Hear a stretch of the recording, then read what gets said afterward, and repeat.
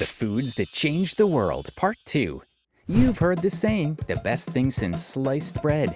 But have you ever stopped to think, what exactly made sliced bread so great? Welcome back to Gourmet Assembly. In this video, we're diving into 5 foods that didn't just fill bellies, they actually changed history. These foods reshaped cultures, influenced wars, and even saved lives. Today we're talking about sliced bread, Spam, hamburgers, kimchi, and condensed milk. So grab a snack and settle in, because each of these foods has a wild backstory that might just blow your mind. Our narrative opens in the late 1920s with Iowa-born engineer Otto Frederick Rohwedder. Before his invention came as whole loaves, everyone had to cut their own slices at home.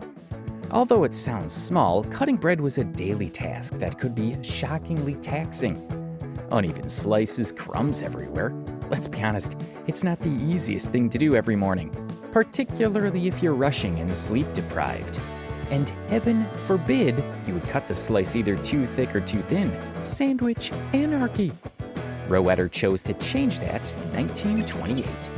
Crucially, he developed a machine capable of slicing bread precisely, and more importantly, wrapping it to prevent stealing. Sold in Chillicothe, Missouri, the first pre-sliced loaf was a big hit right away. Grocery stores hardly kept it on the shelves. People had never seen anything like it. Fun fact, sales of sliced bread raised toaster sales within 5 years as well. For what purpose? Since everyone was at last using them. Sliced bread changed American breakfast customs, not only made life somewhat easier. Sandwiches created from sliced bread were faster to make and hence more popular. Sliced bread had grown so popular by the 1930s that the term the best thing since sliced bread emerged, suggesting it was among the most inventive products of the day. This little adjustment changed people's attitude to food, and sliced bread soon became a must-have in homes all around.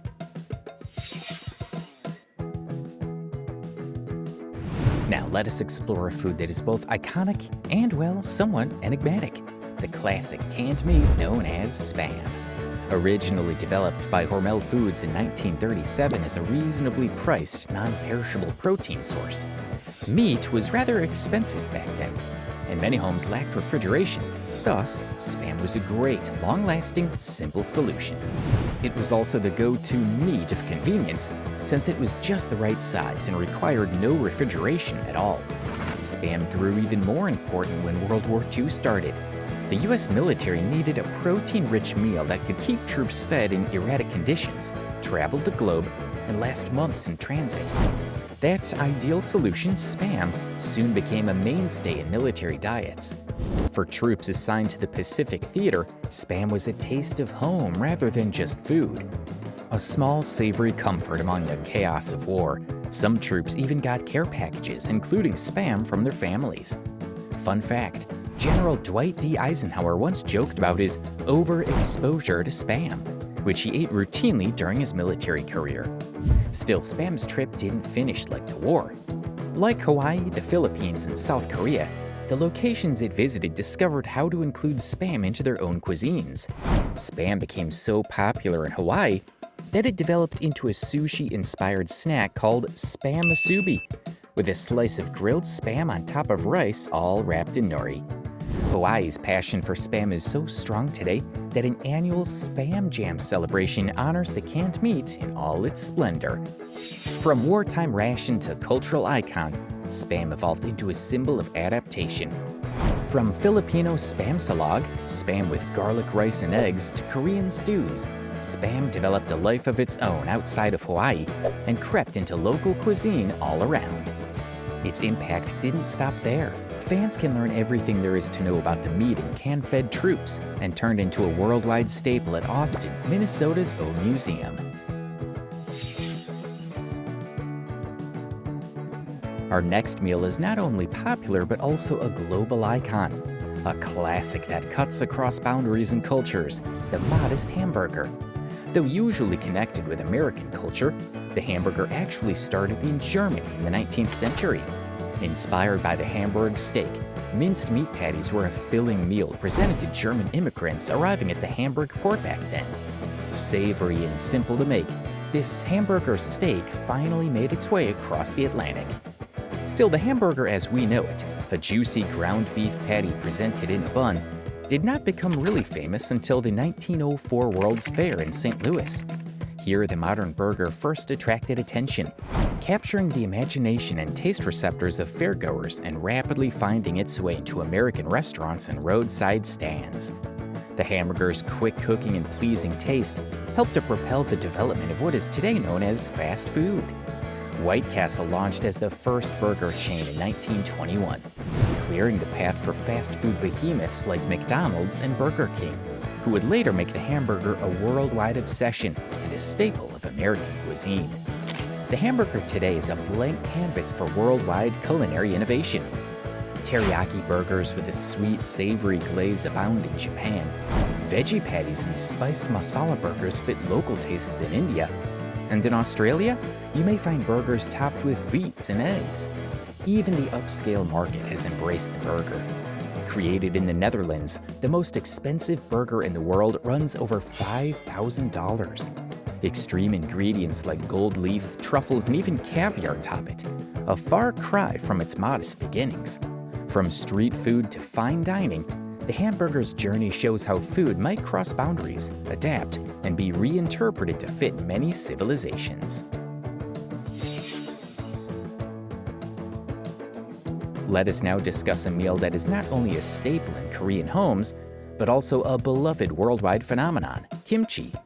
Born from the necessity to preserve food through Korea's long, hard winters, this fiery fermenting vegetable dish dates back more than 2,000 years. Koreans turned basic cabbage and radishes into a tart, fiery delicacy, using a mix of salt, chili, and garlic, and time has come to represent resilience and custom. But kimchi is a potent cultural emblem, not just food. Korean families and friends get together every fall to engage in kimjang, the age-old custom of cooking vast amounts of kimchi for the winter. Kimjang is a social event, an annual custom that ties generations together and gathers communities, not only about cooking. Recognizing its great cultural value and the way kimjang preserves the Korean legacy, UNESCO included it among the intangible cultural heritage of humanity in 2013. Today, kimchi is becoming more and more well-known worldwide for its unusual tastes and several health advantages. Rich in vitamins and antioxidants, kimchi is fantastic for digestion and loaded with probiotics from the fermenting process. This has made it a favorite among health-conscious eaters all around, as well as among foodies. And kimchi has found fresh life in fusion cuisine as it has ventured outside Korea. Think kimchi tacos, kimchi pizza, even kimchi-topped burgers. Kimchi's popularity is evidence of how traditional foods might change and appeal to modern consumers while still maintaining their inherent spirit. From its modest beginnings as a useful winter meal to its reputation as a gastronomic powerhouse, kimchi reflects Korea's history, flexibility, and rich cultural legacy.